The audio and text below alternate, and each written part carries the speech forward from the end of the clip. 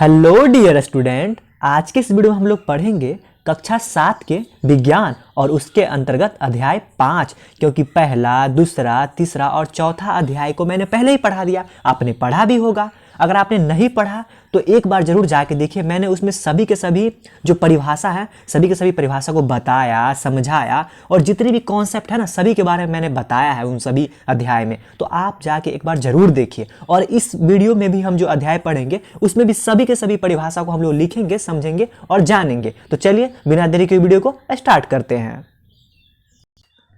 अध्याय 5 का जो नाम क्या है? भौतिक एवं रासायनिक परिवर्तन। जी हाँ, ये अध्याय जो है इसमें हम लोग पढ़ेंगे कि आखिर भौतिक एवं रासायनिक परिवर्तन होता क्या है। ये जो परिवर्तन, जो बदलाव होती है, वो बदलाव का मतलब क्या होता है, ये सभी के सभी के बारे में ये अध्याय हम लोग पढ़ेंगे। इसका यही सारांश है कि भौतिक परिवर्तन होता क्या है। ठीक है, तो एक बार आपको किताब को पूरा अच्छा से हम दिखा देते हैं, फिर आपको लिखवाएंगे भी और अच्छे से समझाएंगे भी। ये भी आपका किताब ही है, अच्छे से एक बार देखिए। यहाँ देखिए, ये आपका किताब है। देखिए इसमें सबसे पहला क्या लिखा हुआ है? भौतिक परिवर्तन। यहीं से शुरू हो रहा है। ये भौतिक परिवर्तन होता है क्या, यहाँ से देखिए। जो काम की होगी ना बात, मैं वही को आपको अच्छे से बताऊंगा, समझाऊंगा, इवन लिखवाऊंगा। ठीक है, यहाँ देखिए क्या लिखा हुआ है। पदार्थ के आकार, आमाप यानी कि साइज, रंग और क्या है, अवस्था जैसे गुण उसके क्या कहलाते हैं? भौतिक गुण कहलाते हैं। यानी मैं आपसे अगर पूछूं कि भौतिक गुण क्या मतलब क्या होता है, तो आप सीधे बोलिएगा पदार्थ का जो आकार होता है ना, उसका आमाप यानी कि साइज होता है, उसका रंग जो होता है, ये सभी के गुण को क्या कहा जाता है? अवस्था के गुण को क्या कहा जाता है? क्या कहा जाता है? भौतिक गुण कहा जाता है। भौतिक गुण का मतलब आपने समझ गया होगा, यानी कि पदार्थ के जो आकार है, साइज है, रंग है, अवस्था, ये सबको क्या कहा जाता है? इनके गुण को क्या कहा जाता है? इन्हें कहा जाता है भौतिक गुण। ठीक है, उसके बाद क्या लिखा हुआ है कि वह परिवर्तन जिसमें किसी पदार्थ के भौतिक गुणों में परिवर्तन होता है या हो जाता है, उसे क्या कहते हैं? भौतिक परिवर्तन कहलाता है। यानी कि भौतिक गुण में जो बदलाव होता है ना, भौतिक गुण में, भौतिक गुण का मतलब क्या? उसका आकार, साइज, रंग, इसमें जो बदलाव होता है ना, उसे क्या कहते हैं? भौतिक परिवर्तन कहते हैं। और परिवर्तन का मतलब पहले समझ। देखिए, परिवर्तन का मतलब वो क्या होता है? परिवर्तन का मतलब ही होता है सीधा क्या? बदलाव, यानी कि बदल जाना, एक से दूसरा में बदल जाना। और इसका मतलब ये नहीं है बदल जाने का मतलब कोई नया पदार्थ बन ही जाना, ऐसा कोई मतलब नहीं। यानी कि एक से दूसरा अवस्था में चला जाना, ऐसा कोई नहीं है कि कोई नया पदार्थ बन ही जाए। इसे कहा जाता है परिवर्तन। अभी मैं लिखवाऊंगा। तो भौतिक परिवर्तन आपने समझ गया होगा कि किसी पदार्थ के भौतिक गुण में परिवर्तन होता है। किसमें होता है? भौतिक गुण में परिवर्तन। उसे क्या कहते हैं? भौतिक परिवर्तन कहते हैं।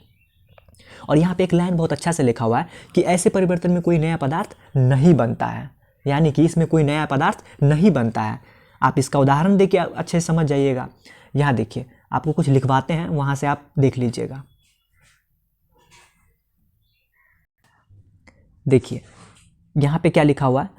परिवर्तन किसी भी वस्तु, स्थान या जीव में कोई बदलाव या बदलना क्या कहलाता है? परिवर्तन कहलाता है। ठीक है, आपने समझ गया कि परिवर्तन क्या होता है। मतलब उसका क्या है? उसमें परिवर्तन यानी कि कुछ बदलाव होना, उसे क्या कहा था? परिवर्तन। आपके कॉपी में पहला लाइन नोट डाउन होना चाहिए। ठीक है, आप अपने स्तर से कॉपी एकदम रखे रहिएगा पास में, ताकि मैं नोट करवाऊं तो आप लिखिए। लिखने से क्या होगा ना, जो आपने अभी पढ़ा है ना किताब को, ये आगे तक रिकॉल कर पाइएगा आप। इसलिए आपको लिखना बहुत ही जरूरी है, महत्वपूर्ण है। ठीक है, उसमें मैंने क्या बताया? परिवर्तन दो प्रकार में। पहला परिवर्तन का क्या नाम है? भौतिक, मतलब भौतिक परिवर्तन होता है, और दूसरा रासायनिक परिवर्तन होता है। और भौतिक गुण तो आपको बता ही दिए थे बहुत अच्छे से, ये भी आपको नोट डाउन करना है। पदार्थ के आकार, आमाप यानी कि साइज, रंग और अवस्था जैसे गुण को भौतिक गुण कहते हैं, ये लिख लीजिए। और परिवर्तन दो प्रकार के होते हैं। पहला का नाम क्या है? भौतिक परिवर्तन, और दूसरा का रासायनिक परिवर्तन। ठीक है, यानी मैं आपसे अगर पूछूं कि परिवर्तन कितने प्रकार के होते हैं, आप तुरंत बोलिएगा कितने? भौतिक परिवर्तन और रासायनिक परिवर्तन। जैसा कि ये अध्याय के नाम ही लिखा हुआ है कि भौतिक एवं रासायनिक परिवर्तन। ठीक है, तो आप ऐसे ही समझ जाएगा परिवर्तन कितने प्रकार के होते हैं? दो प्रकार के। कौन? भौतिक और रासायनिक। ओके, ये पेज को आपको लिखना है। ओके, ये सभी को लिखना है आपको, और आगे इसको फिर लिखना है। क्या होता है भौतिक परिवर्तन? पहला क्या है इसमें? भौतिक परिवर्तन।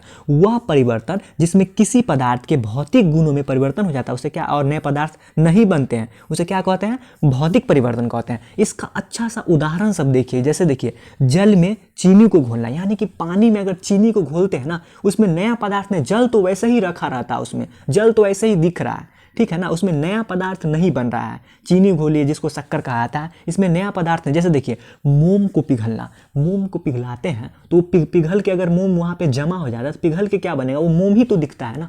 तो इसलिए मोम का पिघलना क्या है, भौतिक परिवर्तन, कोई नया पदार्थ नहीं बना, पिघल गया, पिघल के वहाँ पे मोम जमा हो गया, ये क्या है, मोम का पिघलना क्या है, ये भौतिक परिवर्तन का उदाहरण है।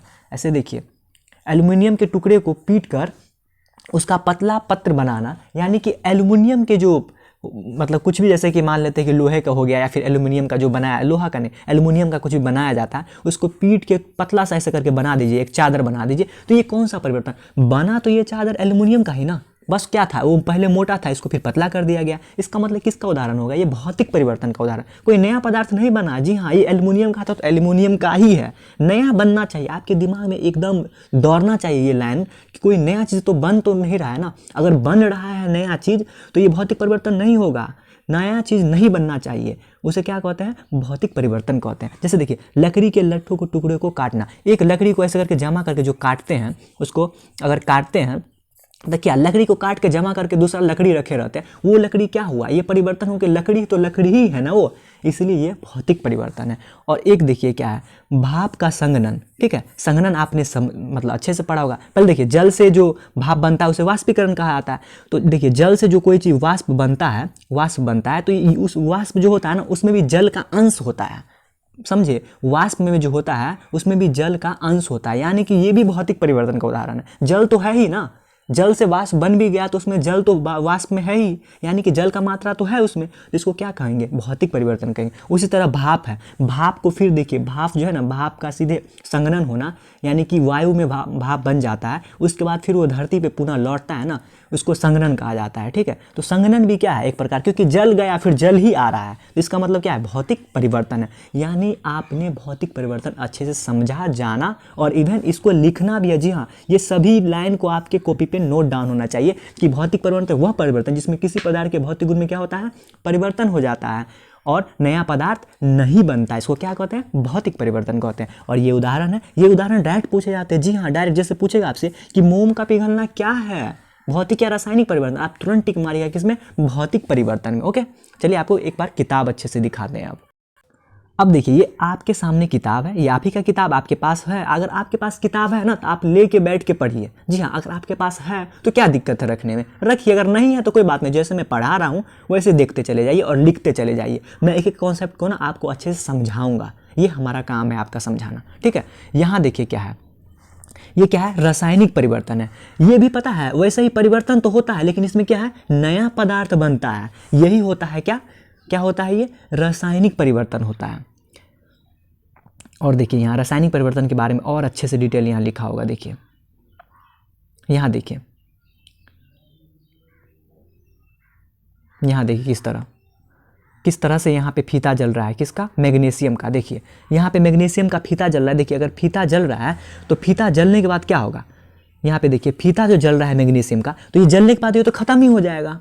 जी हाँ, ये फीता जल के वहाँ से फीता का कोई अंश ही नहीं बचेगा, यानी कोई नया पदार्थ, यानी कि जो ज्वाला बनेगा नया, वो क्या हुआ, ये बदल गया, नया पदार्थ बन गया। इसको क्या कहते हैं, रासायनिक परिवर्तन। उदाहरण के लिए सबसे बढ़िया देखिए उदाहरण क्या है, देखिए यहाँ मैग्नीशियम है। मैग्नीशियम मैंने पिछला अध्याय में बताया था कि Mg का मतलब मैग्नीशियम होता है, मैग्नीशियम होता है। तो मैग्नीशियम अगर ऑक्सीजन, यानी कि जो वायु में पाया था ऑक्सीजन से क्या करता है, अभिक्रिया करता है, तो क्या बनता है, मैग्नीशियम ऑक्साइड बनता है। यानी कि दिख रहा है यहाँ पे कुछ नया पदार्थ बन रहा है ना, दिख रहा है आपको कैसे मैग्नीशियम ऑक्सीजन से करके अभिक्रिया क्या बनता है, मैग्नीशियम ऑक्साइड बनता है। तो इसे क्या कहेंगे, हम क्या कहेंगे, ये रासायनिक परिवर्तन हो गया, यानी कुछ नया बन गया है, ठीक है।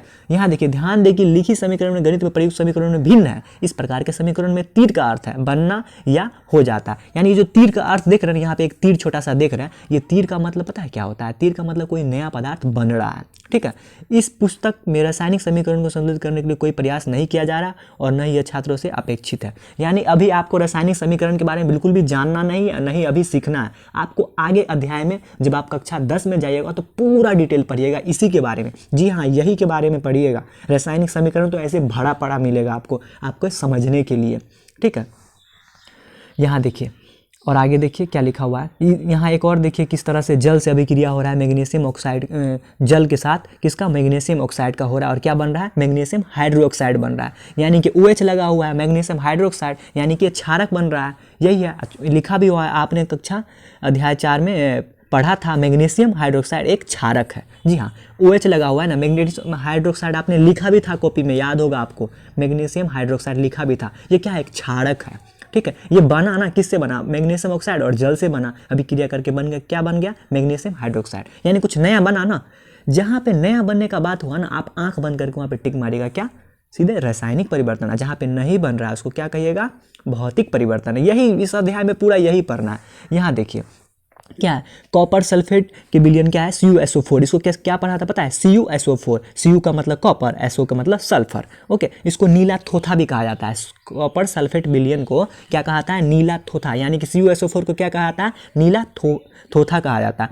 और देखिए Fe का मतलब क्या होता है, यहाँ पे गौर से देखिए, Fe का मतलब होता है क्या, लोहा। आप चाहे तो इसे Fe कहीं पर लिख के ऐसे डैश करके लोहा लिख लीजिए, क्यों, क्योंकि Fe बार बार आता रहता है। Fe का मतलब लोहा होता है। ये क्या है, ये रासायनिक नाम है इसका, क्या, रासायनिक नाम है। Fe का मतलब शॉर्ट, मतलब ऐसे समझिए, Fe का मतलब फेरस होता है, ठीक है। आप जानिएगा आगे क्लास में, लेकिन मैं बताता हूँ फेरस होता है, इसीलिए Fe का मतलब क्या होता है, लोहा होता है, ठीक है। Cu का मतलब क्या होता है, कॉपर होता है। आप चाहे तो कहीं लिख भी सकते हैं Fe का मतलब लोहा और Cu का मतलब कॉपर, ठीक है। इसी तरह ये अभिक्रिया करके क्या बनता है, क्या बनता है, आयरन सल्फेट का विलयन बनता है FeSO4, जो कि हरा रंग का होता है, और कॉपर बनता है जो कि भूरा होता है। बस यही है, यानी कि ये दिखा रहा है ना कि कैसे अभिक्रिया करके कोई नया बन जाता है ना, इसी को क्या कहा जाता है, रासायनिक परिवर्तन कहा जाता है। आपको बस ये देख के समझ जाना है। अगर आप चाहे तो नीला थोथा का CuSO4 होता है, लोहा का Fe होता है, ये सब को आपको जान के रखना चाहिए, क्योंकि आज न कल आपको साइंस पढ़ रहे हैं ना, तो आपको ये पढ़ना ही पड़ेगा। जी हाँ, आपको पढ़ना ही पड़ेगा, ये आप पढ़िएगा भी, कोई दिक्कत नहीं। यहाँ एक और समीकरण दिया हुआ है, देखिए, कार्बन डाइऑक्साइड यानी कि CO2 है ना, हम लोग जो छोड़ते हैं ना वो क्या है, कार्बन डाइऑक्साइड छोड़ते हैं, CO2। और क्या है, चूने का पानी, कैल्शियम क्या है, हाइड्रोक्साइड। CaOH2 का मतलब क्या होता है, Ca से कैल्शियम, Ca से क्या होता है, कैल्शियम, और C का मतलब कार्बन, O का मतलब ऑक्सीजन, ठीक है। और सीधे Ca का मतलब क्या होता है, कैल्शियम होता है, और OH का मतलब हाइड्रोक्साइड, OH2 का मतलब। तो कार्बन क्या है, कार्बन डाइऑक्साइड और चूने का पानी मिलकर क्या बनता है, कैल्शियम कार्बोनेट और जल बनता है। बस यही है। इसमें भी क्या हुआ, नया पदार्थ बना, यानी कि क्या हुआ, ये रासायनिक परिवर्तन हुआ। और यहाँ पे देखिए वही परिभाषा लिखा हुआ है कि वह परिवर्तन जिसमें एक अथवा एक से अधिक नए पदार्थ बनते हैं उसे क्या कहते हैं, रासायनिक परिवर्तन कहते हैं। क्या कहते हैं उसे, रासायनिक परिवर्तन। और ये जो परिवर्तन हो रहा है ना, इसी परिवर्तन को क्या कहा जाता है, रासायनिक अभिक्रिया कहा जाता है। ये जो देख रहे हैं ना, ये सभी देख रहे हैं जो बन रहा है नया पदार्थ, इस पूरे जो प्रक्रम हो रहा है ना, ये पूरा प्रक्रिया जो हो रहा है ना, जिस तरह से प्रक्रिया चल रहा है, इस पूरे के पूरे प्रक्रिया को क्या कहा जाता है, रासायनिक अभिक्रिया कहा जाता है। और ये जो क्रिया हो गया, मतलब ये कौन सा परिवर्तन, डायरेक्ट मैं ऐसे पूछूं तो ये रासायनिक परिवर्तन है, ठीक है। बस यही है, कुछ दिया हुआ है उदाहरण कि रासायनिक परिवर्तन में क्या क्या हो सकता है घटना। देखिए इसमें ऊष्मा, प्रकाश, किसी अन्य प्रकार के विकिरण मैंने बहुत अच्छे से पढ़ाया था पिछले अध्याय में, आपने पढ़ा भी था बहुत अच्छे से। ये देखिए ये सभी क्या है, उदाहरण के लिए पराबैंगनी क्या है, निर्मुक्त बाहर निकलता है, अथवा उनका अवशोषित होना, या फिर ध्वनि का उत्पन्न होता है, या फिर गंध में परिवर्तन होता है, या किसी नई गंध का बनना होता है, रंग में परिवर्तन होता है, किसी गैस का बनना होता है। ये सभी क्या है, ये रासायनिक प्रक्रिया, रासायनिक जो परिवर्तन होता है उसके दौरान ये सब घटना होता रहता है, ठीक है। क्योंकि रासायनिक जो होता है परिवर्तन वो बहुत तरह के होते हैं रासायनिक परिवर्तन, उसमें बड़े बड़े पदार्थों बनते हैं। जैसे देख रहे हैं ना, कुछ भी देख रहे हैं, जैसे देख रहे कैसे बड़े बड़े विस्फोटक जो पटाखे सब बन रहे हैं, पटाखे सब वो सभी किस रासायनिक परिवर्तन से ही बन रहे हैं। बड़े बड़े जो देख रहे हैं इंजन उंजन, वो सभी क्या है, रासायनिक प्रक्रिया के द्वारा ही उनमें किसी न किसी के रासायनिक मतलब जो होते हैं, रासायनिक जो उन परिवर्तन होते हैं वही का उसमें लगा होता है। बस यही है, जैसे बड़े बड़े गैस वैस सब जो बनते हैं उसमें भी रासायनिक प्रक्रिया ही होता है। यानी कहने का मतलब है कि रासायनिक परिवर्तन हो ना हो बहुत ही महत्वपूर्ण। देख रहे हैं यहाँ पे लिखा हुआ है क्या, कि क्या लिखा हुआ है, देखिए पटाखों का क्या है, पटाखों का विस्फोट क्या है, रासायनिक परिवर्तन है। जी हाँ, रासायनिक परिवर्तन के कारण ही विस्फोट हो पाता है। जो हम माचिस लगाते हैं सीधे विस्फोट हो जाता है। तो चलिए रासायनिक परिवर्तन के बारे में कुछ लिखते हैं। यहाँ देखिए रासायनिक परिवर्तन के बारे में लिखना है आपको, जो कॉपी पे नोट डाउन करना है। रासायनिक परिवर्तन होता क्या, वह परिवर्तन जिसमें एक अथवा एक से अधिक नए पदार्थ बनते हैं। जी हाँ, उसे क्या कहते हैं, रासायनिक परिवर्तन कहते हैं, ठीक है। आपने समझ गया होगा, मैंने समझाया भी था। आपको इसको नोट डाउन करना है आपके अपने कॉपी पे, ठीक है। अभी आप नोट डाउन कीजिए। और उदाहरण के देखिए, भोजन का पचना, याद है आपने अध्याय 2 में पढ़ा था कि भोजन हम लोग कैसे कैसे पाचन कर, मैंने कितना डिटेल में आपको पढ़ाया था, वो तो आपको पता होगा, आपने पढ़ा भी होगा। नहीं पढ़ा है ना तो एक बार बार जाके जरूर पढ़िए, ठीक है। नहीं समझा दोबारा पढ़िए, कोई दिक्कत नहीं। ये वीडियो रिकॉर्डेड है, हमारे चैनल पे अपलोड रहता है हमेशा। इधर देखिए क्या है, भोजन का पचना, जो हम लोग भोजन करते हैं और शरीर में जो पचता है ना, ये भी एक रासायनिक प्रक्रिया द्वारा होता है। जी हाँ, वो रासायनिक समीकरण मैंने लिख दिया था आपके जिस समय उस दूसरा अध्याय जो पढ़ाया था उस समय मैंने लिख दिया था। यहाँ देखिए, प्रकाश संश्लेषण क्या है, ये प्रकाश संश्लेषण। जी हाँ, जो पेड़ पौधा अपना भोजन बनाता है, ये भी कौन प्रक्रिया है, ये भी क्या है, रासायनिक प्रक्रिया भी, मतलब परिवर्तन है। क्या है, रासायनिक परिवर्तन। भोजन का पचना भी रासायनिक परिवर्तन, प्रकाश संश्लेषण रासायनिक परिवर्तन। कोयले, लकड़ी और पत्तियों का जो जलता है ना, तो वहाँ पे क्या बनता है, कुछ कुछ गैस रिलीज होता है। गैस जो उत्पन्न होता है ना, वो गैस उत्पन्न होने के कारण कुछ नया बनता है। इसके कारण से कोयले, लकड़ी और पत्ती जो जलता है ना, ये भी क्या है, ये भी क्या है, रासायनिक परिवर्तन है। पत्तियों से खाद, समझ रहे, मतलब पत्ती जो होता है वो गलते उनका इस्तेमाल खाद में किया जाता है। यानी कि हो ना हो ये भी रासायनिक परिवर्तन, कुछ नया बन गया ना, पत्ती से खाद बन गया, ये क्या है, रासायनिक परिवर्तन। ऐसा ही दिख रहा। पटाखों का विस्फोट आपने समझ ही गया। लोहे में जो जंग लगना है ना, लोहे का जो है ना, जंग लगने से जो है ना, लोहा में देखिएगा थोड़ा सा उसका भार बढ़ जाता है, पता है, तो ये नया चीज़ बनता है। अभी बताऊंगा लोहे में जंग लगने से क्या क्या बनता है, अभी उसका थोड़ा सा डिटेल आपके पुस्तक में दिया गया है। तो यानी आपसे बस सीधा मैं पूछूं कि लोहे में जंग लगना कौन परिवर्तन है, आप सीधे बोलिएगा रासायनिक परिवर्तन। यदि मैं आपसे सीधा पूछूं कि मोम का पिघलना कौन सा परिवर्तन, आप सीधे बोलिएगा भौतिक परिवर्तन, है ना, याद है ना, अभी मैंने बताया था भौतिक परिवर्तन, मोम का पिघलना। और ये लोहे में जंग लगना कौन सा परिवर्तन है, रासायनिक परिवर्तन है। ओके, भोजन का पचना कौन सा परिवर्तन है, रासायनिक परिवर्तन है। क्योंकि ऐसा प्रश्न बहुत बार पूछा जाता है, तो आप बनाएगा। एक और लाइन लिखा हुआ है, लिखिए अपनी कॉपी में कि रासायनिक परिवर्तन के प्रक्रिया को रासायनिक अभिक्रिया भी कहा जाता है। जी मैंने अभी बताया भी, दिखाया भी कैसे रासायनिक अभिक्रिया, सबको दो तीन उदाहरण देखा आपने, यही होता है। ओके, तो आपने समझ गया। और ये सभी के सभी को आपको क्या करना है, कॉपी पे नोट डाउन करना है। ये जो पूरा लाइन देख रहे हैं ना, आप कीजिए, जी हाँ, वीडियो को रोक के कीजिए, लेकिन कीजिए जरूर, इसको आपके अपने कॉपी पे लिखना है, ठीक है। एक बार किताब को देख लेते हैं। यहाँ देखिए आपकी किताब है, यहाँ देखिए क्या है, कुछ लिखा हुआ है, क्या है, सुरक्षात्मक आवरण। आपने वायुमंडल में ओजोन की परत के बारे में अवश्य सुना होगा। जी हाँ, अगर आपने नहीं सुना तो आप जरूर आगे सुन जाइएगा। जब आप क्या पढ़िएगा, जब आप भूगोल पढ़िएगा तो उसमें पढ़िएगा क्षोभ मंडल क्या होता है, समताप मंडल क्या होता है, आयन मंडल क्या होता है, मध्य मंडल क्या, वहीं पे आपको मिलेगा समताप मंडल में क्या मिलेगा, ओजोन परत मिलेगा। ये भी क्या करता है, हमारे क्या करता है, ये सूर्य के प्रकाश को उपस्थित हानिकारक पराबैंगनी क्या है, विकिरण से हमें बचाता है, ठीक है। ये भी देखिए ऑक्सीजन में परिणत हो जाता है, ऑक्सीजन ओजोन से भिन्न होती है।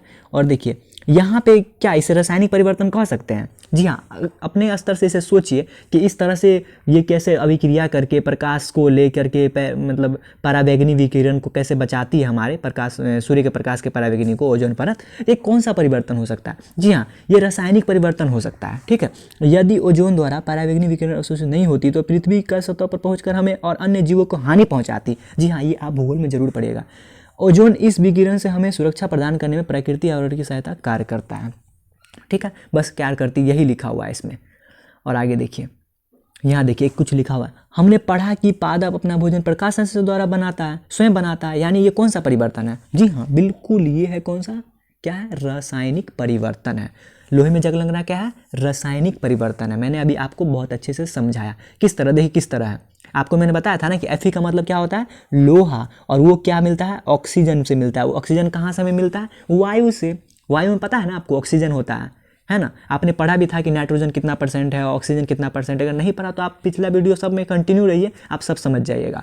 वायु से क्या मिलता है, ऑक्सीजन, और क्या है, जल है ना। जल जो देखना, ये जल ना वायु में हमारे मतलब क्या बोलते हैं, जलवाष्प के रूप में मौजूद होते हैं। तो जब ये तीन मिलते हैं ना आपस में, ये तीनों जो मिलते हैं ना, तो क्या बनता है, यहाँ पे क्या बनता है, आयरन ऑक्साइड बनता है, जिससे क्या कारण क्या होता है, जंग लग जाता है। यानी लोहा, ऑक्सीजन और जल को मिलने से क्या बनता है, जंग लग जाता है, जिसको क्या कहते हैं, आयरन ऑक्साइड, Fe2O3। यानी ये क्या, ये जंग का सूत्र है, मतलब जो जंग लग जाता है ना उसी के लिए। यानी कि यहाँ देखिए क्या लिखा हुआ है, जंग लगने के लिए ऑक्सीजन और जल अथवा जलवाष्प दोनों की अनिवार्य है, उपस्थिति अनिवार्य है। यानी कि लोहा में जो जंग लग जाता है ना, उसके लिए आपको पहला तो ऑक्सीजन चाहिए जंग लगने के लिए। यानी कि देखिए अगर आपके सामने लोहा खुला छोड़ देते हैं वायु में तो कैसे जंग लगता है, इसका रीजन है, देखिए वायुमंडल में कहीं ना कहीं जलवाष्प की मात्रा होती है, ठीक है, पहला कंडीशन। दूसरा ऑक्सीजन तो है ही, जिसे हम लोग भी लेते हैं। ये दोनों लोहा के साथ मिला, यानी कि अब क्या हो गया, लोहा में जंग लग गया, ठीक है। तो ये भी कौन सा परिवर्तन है, कौन सा परिवर्तन है, रासायनिक परिवर्तन है, ठीक है। आपने अच्छे से समझ गया कि कैसे लोहा ऑक्सीजन से कैसे और जल से अभिक्रिया करके क्या बना देते हैं, क्या बना देते हैं, जंग बना देते हैं, जिसको क्या कहा था, आयरन ऑक्साइड Fe2O3, Fe2O3। कहीं पे भी जंग ऐसे लिख करके आप चाहे तो लिख भी सकते हैं Fe2O3। और वायु में पता ही आपको ऑक्सीजन होता है, O का मतलब ऑक्सीजन, Fe का मतलब लोहा। और जल का कहीं पे लिख लीजिए, जरूर लिख लीजिए कि H2O इसको पढ़ा आता है। H2O का मतलब क्या होता है, जल होता है, ठीक है। आप चाहे तो कहीं पे लिख लीजिए H2O का मतलब जल, H2O का मतलब जल, यानी कि ये क्या है, रासायनिक नाम है, जल का रासायनिक नाम H2O, ठीक है। यहाँ देखिए कुछ लिखा हुआ है, यहाँ लिखा हुआ है जंग लगने के लिए, लोहे में जंग लगने के लिए क्या लिखा हुआ है, रोका जा सके एक अन्य उपाय लोहे के ऊपर क्या लगता है, क्रोमियम या फिर जस्ता जैसी किस धातु की परत मतलब चढ़ाना है, मतलब कि उसको जंग लगने के लिए हम क्या करते हैं, जस्ता की परत चढ़ाते हैं। और ये जो लोहे पर जिंक की जो जस्ता को, जिंक को ही जस्ता कहा जाता है, जो परत चढ़ाते हैं ना, इसे क्या कहा जाता है, यसद लेपन।